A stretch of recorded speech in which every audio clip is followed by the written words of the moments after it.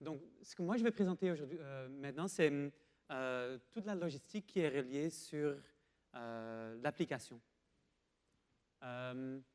Et la première question qu'on doit demander naturellement, c'est quel campus est-ce qu'on doit choisir? Et naturellement, il y a beaucoup de choses qu'on doit en rendre compte. Donc, par exemple, on doit penser du temps quand c'est organisé.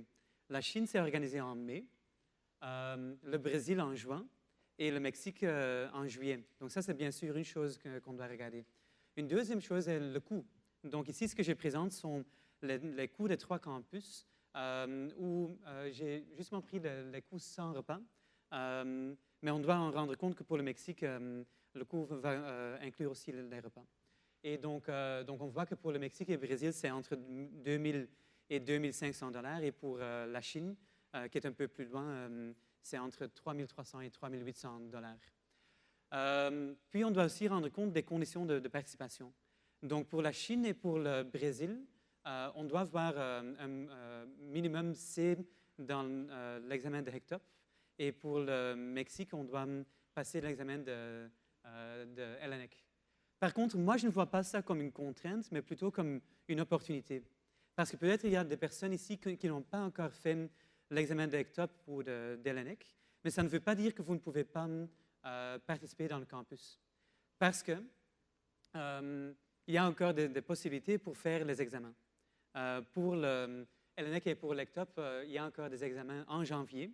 Et nous aurons les résultats avant que nous faisons la décision, avant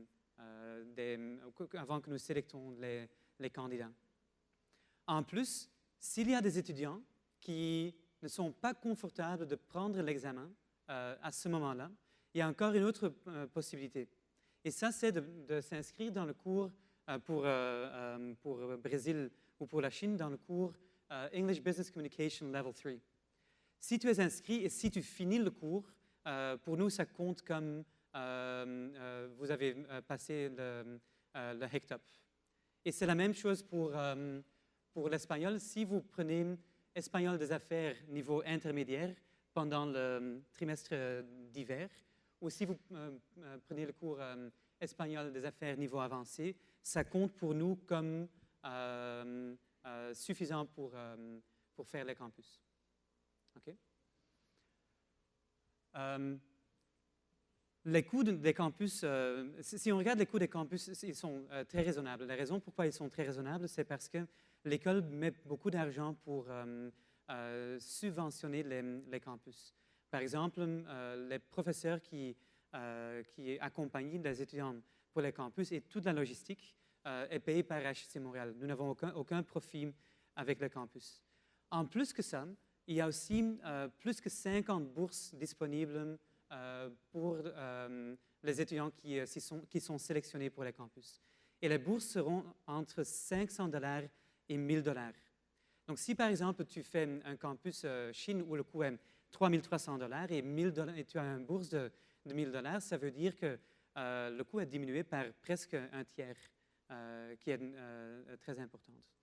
Donc, pour appliquer, donc, premièrement, ce qui est important, c'est que les bourses sont données par des donateurs privés qui ont décidé que c'est important de donner aux étudiants l'opportunité d'avoir une expérience à l'international. Nous avons entendu que Jean-François Wellem avait indiqué l'importance de le faire. Moi, j'ai eu des expériences incroyables. Et si on regarde le témoignage des étudiants des années passées, ils disent tous que ça a changé leur vie. Et donc, pour cette raison, beaucoup d'entreprises, ils veulent donner de l'argent pour ça. Et donc, on doit vraiment apprécier ces dons. Donc, les critères de sélection pour les bourses sont une lettre d'application pour une bourse, la lettre de motivation que vous écrirez pour appliquer pour le campus, et puis, on va aussi rendre compte des coûts du campus. Donc, si, par exemple, vous décidez de faire un campus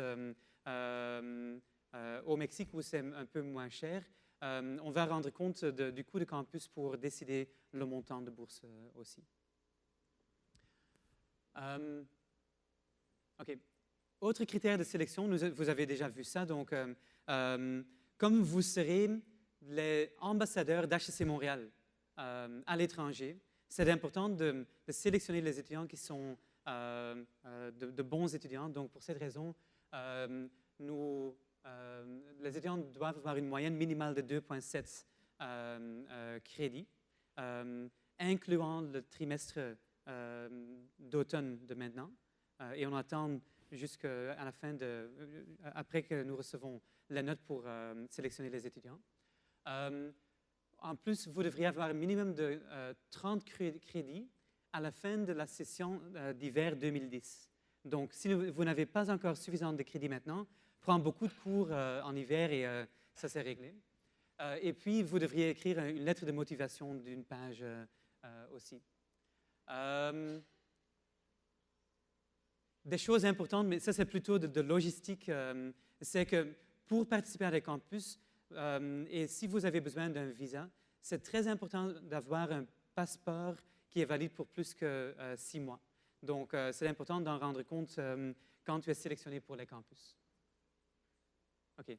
Pour mettre votre candidature, vous devriez écrire un formulaire d'inscription et le lien pour ce formulaire d'inscription sera dans le site web des campus internationaux.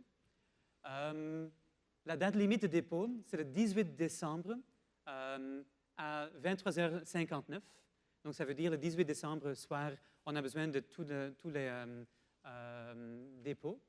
Et nous ferons la décision du comité le 1er février 2010 pour assurer que nous avons toutes les notes et pour assurer que les personnes qui veulent encore faire l'ECTOP ou l'ELENEC ont le temps de le faire.